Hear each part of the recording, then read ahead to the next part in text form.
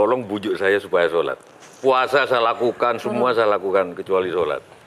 Ketika Allah perintahkan ibadah-ibadah yang lain, itu cukup perintah ayat saja turun.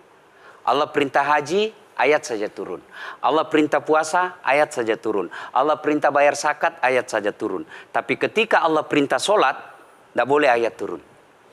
Nabi dijemput oleh 2 malaikat, kemudian diajak naik, ketemu dengan Allah untuk menerima perintah ini. Kenapa? Karena perintah ini sangat penting. Mas, saya boleh dagang, bayar zakat sambil nyanyi. Saya boleh haji sambil nyanyi. Tawaf, labbaik Allahumma labbaik, labbaik la syarika laka labbaik. Boleh. Ya, saya bayar zakat boleh sambil nyanyi. Begadang jangan begadang. Kenapa? Sholat tak boleh. Allahu Akbar. Darah muda, darahnya pada batal sholat saya. Kenapa? Inilah puncak penghambaan kepada Allah. Jadi puncak penghambaan kalau saya meraku hamba, sholat. Yang paling mulia dalam tubuh kita, kepala. Adik-adik bercanda dipukul pantatmu masih senyum. Dorong dadamu masih senyum. Tapi jangan bercanda pukul kepalamu. Tak, kau pukul kepala saya pasti saya marah. Kenapa? Harga diri di sini. Tapi ketika kita sholat, anggota tubuh yang paling mulia, kepala, rendahkan seperti kakimu. Kita akan masuk ke next box. Ini penting. Kalau saya sudah mulai ini. Oke. Ya, karena kalau ketika saya mau sholat, saya melihat banyak koruptor sholat. Ya. Saya melihat banyak orang sholat yang kalau saya ajak ngomong main HP, nggak punya adab. Yang paling enak memang sholat tidak korupsi. Yang paling nyaman memang, paling ideal sholat jujur. Tapi wala talbisul haqqa bil batil, kata Allah. Allah tidak mencampurkan antara hak dan batil. Sholatmu beda, puasamu beda, maksiatmu beda. Itulah sehingga Allah hadirkan 2 malaikat. Rakit dan atid. Mencatat yang baik di baik, yang salah salah. Tapi ini setan kan tidak membiarkan itu. Maka setan masuk. Nah, dia sholat tapi dia korup. Tapi Allah Maha Adil.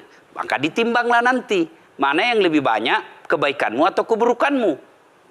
Kalau dia baik amalnya, tapi tidak ada sholatnya, sia-sia. Kenapa? Passwordnya kebaikan itu, kuncinya itu adalah sholat. Ustadz ketika naik haji, naik pesawat. Pesawat itu mungkin dibikin orang yang nggak sholat. Iya, betul. Terus gimana dong? Nah, kursi itu mungkin dibikin orang yang nggak sholat. Iya, betul. Terus? Nah, bagi orang yang tidak sholat itu, Allah nanti perlihatkan amalnya. Yang ciptakan listrik ini luar biasa amalnya. Iya. Saya bisa dakwah karena ada mic. Iya. Dan mic itu dari orang non-muslim yang ciptakan. Maka Allah nanti pamerkan. Ini kau punya amal. Ini 10 guda, 10 miliar kau punya amal. Mana passwordnya? Mana kuncinya? Kuncinya itulah sholat. As-sholatu imanuddin, as-sholatu miftahul jannah. Sholat itu kunci kebaikan, sholat itu tiangnya agama. Sebuah bangunan, dia bisa berdiri tanpa dinding. Sebuah bangunan, dia bisa kokoh tanpa atap. Tapi ketika bangunan tidak punya tiang, pasti tidak kokoh. Tiang itulah dalam agama, sholat. Dia tidak khusyuk, tidak ada urusan. Allah tidak hitung kamu khusyuk atau tidak. Kamu datang deh sujud sama saya. Orang haji kan melempar 3 jumroh. 1 tiang, 7 batu. Kenapa tidak dikumpul saja itu? 1 kali lempar, tak, tak, tak. Kenapa? Kenapa mesti 3 hari dan kenapa mesti 3 titik? Itu pesan moralnya, melawan setan itu perlu napas panjang. Dengar azan, jangan pikir setan, dia tebar itu. Tidak usah kau sholat, nanti kau tua. Anggaplah pergi sholat. Setan menyerah, tidak. Buru-buru kamu, buru-buru. Akhirnya apa? Wudhu tidak sempurna.